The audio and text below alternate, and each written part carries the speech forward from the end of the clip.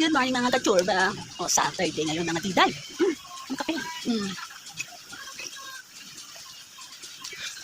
Yun lang. Sabado ngayon diday, kaya medyo good vibes ako para sa'yo. Kaya yun, habang wala yung mga kasama sa paligid. Titisusin na kita. Kaya tara na magtisis. O, day. Kasi kahapon. Isa na ako aalis ko kahapon kasi nga, ulan ng malakas. Grabe, kalakas ang ulan kahapon. Nakulog-kulog pa nakaglat. Ay, sabi ko lang, kakalungkot naman ako kasi hindi ko akalain na uulan. Kasi gusto ko talaga umalis. Kasi alam mo naman, tagal ko na kasi hindi umalis. Uday. Gusto ko man naman, makalabas-labas naman. Yung makasakay-sakay naman ng jeep. Hindi ko pa nakasakay agad. Kaya yun, sa awa naman ng Diyos, pagdating ng hapon, naghina-hina lang ang ulan. Kaya pumunta ako, umalis ako. Sa awa naman ng Diyos, nagkita kami. Kasi gusto ko talaga makilala yung kasi ang tagal na hindi nagkita. Like, kasi kaya kami nag-uusap noon pag napunta ako doon. Lahat ng pinapuntahan ko doon. Hanggang sa nagkasakit ako dati. Lagi ako doon ako napunta sa kanya. Lahat sinasabi ko sa kanya. Pero alam ko naman kahit na sabihin sa kanya lahat, isa man loob, galit ako, sad ako, or naiiyak ako. Pero lahat sa kanya ako nalapit doon. Sa friend ko, Diyos mo. Kaya talagang, kahapon, buti na talaga umulan. Tumila ang ulan. Kasi gusto ko talaga magkita kami. Kaya alam mo na, pag meron kasi ng kaibigan talaga na kasama at kaibigan, pero lahat makakatulong sa'yo. Hindi naman sa maasa ka ng mga personal.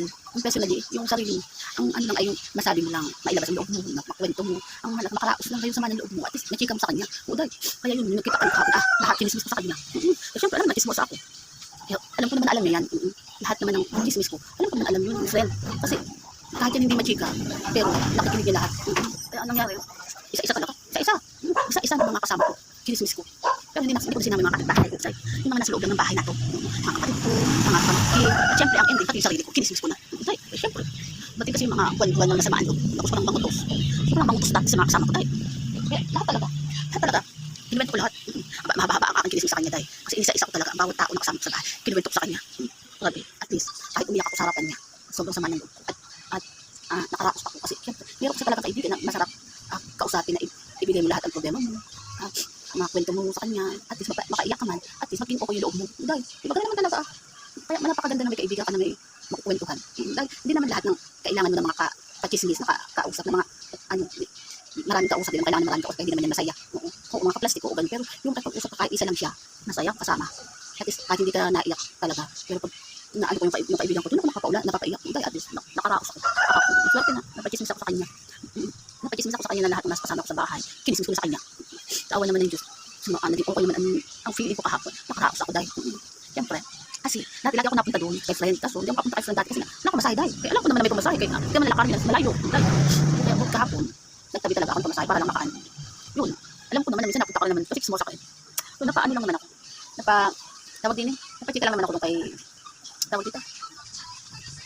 Kay friend. Kasi nga alam ba, lahat.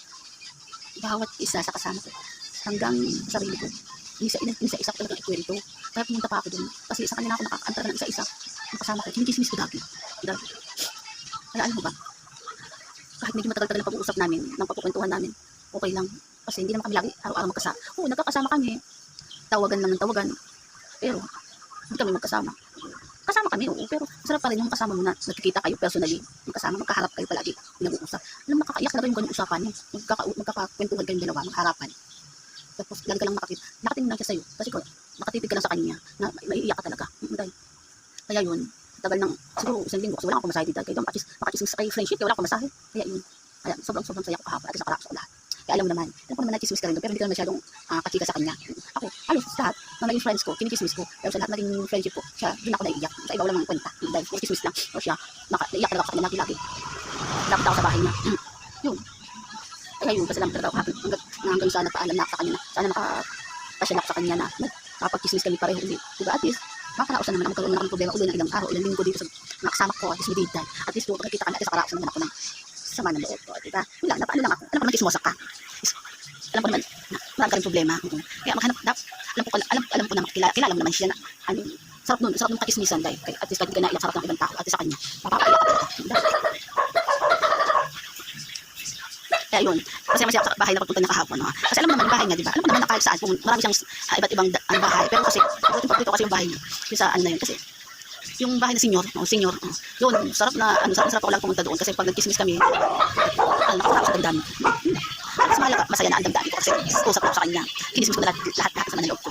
Diba? Okay yan. At least, masaya na ako ngayon. Kaya talaga, kaya kayo pag masama ang loob, pumunta na kayo kay Papa Jesus. Oo, labi na sa bahay o nasa pero parang masarap kasi yung feeling na nakaharap siya sa kanya.